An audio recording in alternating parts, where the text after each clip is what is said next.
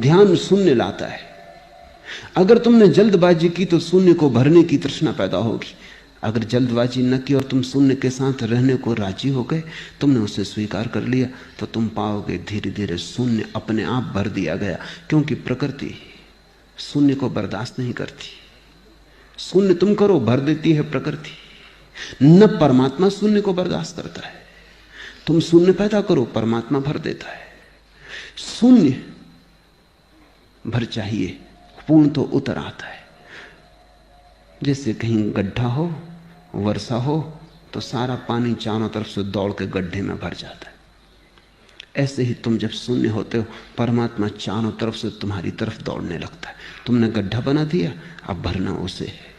आधा तुम करते हो, आधा परमात्मा करता है। और तुम्हारा करना कुछ खास नहीं, असली करना तो उसी का है। तुम्हारा करना इतना ही है कि तुम खाली होने को राजी हो जाओ। इसलिए सारे बुद्ध पुरुष भरने की तृष्णा से बचो, बटोरने की तृष्णा से बचो, इसका इतना आग्रह करते हैं। क्योंकि अगर तुमने स्वयं ही भर लिया तो तुम परमात्मा को भरने का मौका ही नहीं देते हो। मैंने एक कहानी सुनी है कि कृष्ण भोजन को बैठे, रुक्मणी ने थाली लगाई, एक कौर लिया होगा मुश्किल से कि हड़बड़ा कर भागे। रुक्मणी समझ न पाई, लेकिन द्वार तक गए, वापस लौट आए, फिर बैठ गए थाली पर। रुक्मणी ने कहा, बेबूझ हो गई बात, किस लिए भागे और फिर क्यों द्वार से वापस लौट आए?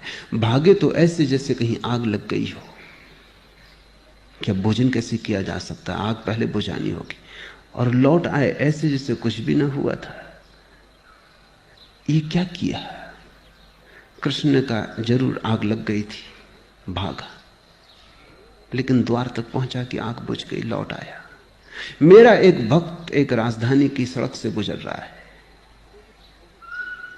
लोग उस पर पत्थर फेंक रहे हैं, लहू बह रहा है उसके माथे से, और वो गोविंद गोविंद किए जा रहा है। वो न तो उत्तर दे रहा है, न बचाव कर रहा है। उसने अपने को बिल्कुल मेरे हाथों में छोड़ दिया। भागना एकदम अनिवार्य था। जो इस भांति असहाय हो जाए, भगवान को उसकी तरफ भागना ही पड़ता है। जो इतना शून्य हो जाए कि पत्थर पड़ रहे हैं, उनसे बचाव भी ना करे, भागे भी ना, उत्तर भी ना दे, तो सारा अस्तित्व उसकी रक्षा के लिए आ जाता है। गड्ढा हो गया, चारों तरफ से जलधार बहने लगती है, उसे भरने को, उसे झील बनाने को।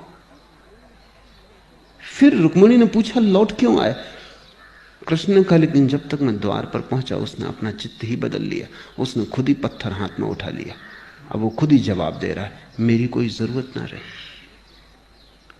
परमात्मा की जरूरत वही है जहां तुम असहाय हो, और तुम्हारी असहाय अवस्था से गोविंद गोविंद का नाम निकल जाए, भजन हो गया। कोई शब्द कहने की जरूरत नहीं कि तुम गोविंद गोविंद चिल्लाओ। भीतर भाव, कि उस भाव भरी आंखें आकाश की तरफ उठ जाएं, कि तुम्हारा हृदय आकाश की तरफ खुल जाए, और तुम अपने तई कुछ भी ना करो। उसी क्षण परमात्मा तुम्हारी तरफ दौड़ पड़ता है। तुम गड्ढे बनो, परमात्मा भरने को सदा राजी है। मोहम्मद कहा करते थे, तुम एक कदम चलो उसकी तरफ, वो 1000 कदम चलता है, पर तुम एक कदम ही नहीं चलते। और वो एक कदम अत्यंत जरूरी है, क्योंकि जब तक तुम्हारी तरफ से संकेत न मिले कि निमंत्रण है, तब तक परमात्मा कैसे आए? आना भी चाहे तो कैसे आए? जिसे तुमने निमंत्रण ही नहीं दिया है, जिसे तुमने बुलावा ही नहीं भेजा है, वो आ भी जाए तुम्हारे द्वार पर तो तुम्हारे द्वार खुले ना पाएगा।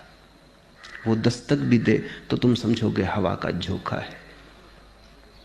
वो चिल्लाए पुकारे भी तो तुम अपने भीतर के शोरगुल के कारण उसकी आवाज ना सुन पाओगे। हे मूढ़, धन बटोरने की तृष्णा को छोड़, सद्बुद्धि को जगा। बुद्धि तुम्हारी चालाकी का नाम है, सद्बुद्धि तुम्हारी समझदारी का। इसलिए दुनिया जितनी बुद्धिमान होती जाती उतनी चालाक होती जाती।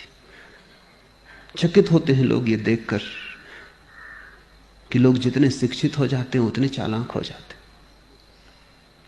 सोचा जाता था कि लोग शिक्षित हो जाएंगे तो सरल होंगे, लोग सुशिक्षित हो जाएंगे तो निर्दोष हो जाएंगे, लेकिन जितनी शिक्षा बढ़ती उतनी चालाकी बढ़ती है।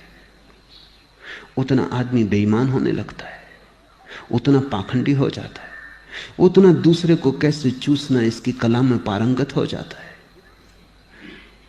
बुद्धि यानी संसार में कुशलता, सद्बुद्धि यानी परमात्मा में कुशलता।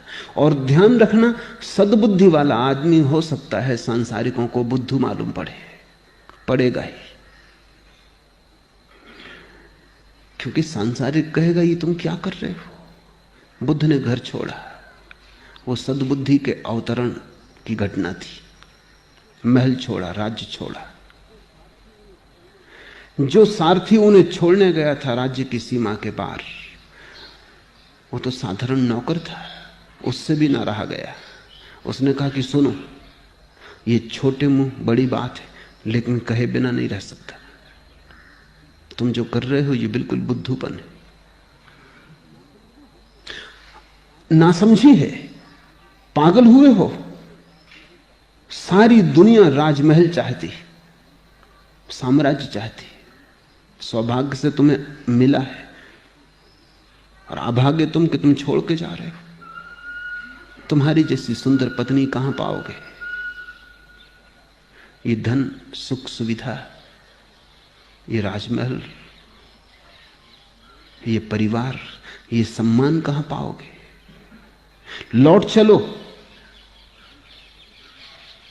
बूढ़ा सारथी, वो भी बुद्ध से ज्यादा समझदार है, वो भी सलाह दे रहा है। बुद्ध ने कहा तुम्हारी बात मैं समझता हूं, लेकिन तुम जहां महल देखते हो वहां मैं सिवाय आग लगी लपटों के और कुछ भी नहीं देखता, और जहां तुम सौंदर्य देखते हो वहां मैं मौत को छिपा देख लिया हूं, और जहां तुम धन देखते हो वहां सिर्फ धन का धोखा है। मैं असली धन की खोज में जाता हूं। सुनो, मैं असली घर की खोज में जाता हूं, क्योंकि ये घर तो छीन लिया जाएगा। मैं उस घर की तलाश में हूं जो छीना ना जा सके, और जब तक वो ना मिल जाए तलाश नहीं रुकेगी। उसके लिए मैं सब गंवाने को तैयार हूं, क्योंकि ये तो छीन ही जाएगा। इसको दांव पर लगाने में हर्ज क्या है। दिन समय की बात है, आज है कल छिन जाएगा। जो कल छिन ही जाएगा, अगर उसको दांव पे लगाने से कुछ ऐसा मिलता हो जो कभी ना छिने, तो ये सौदा महंगा नहीं।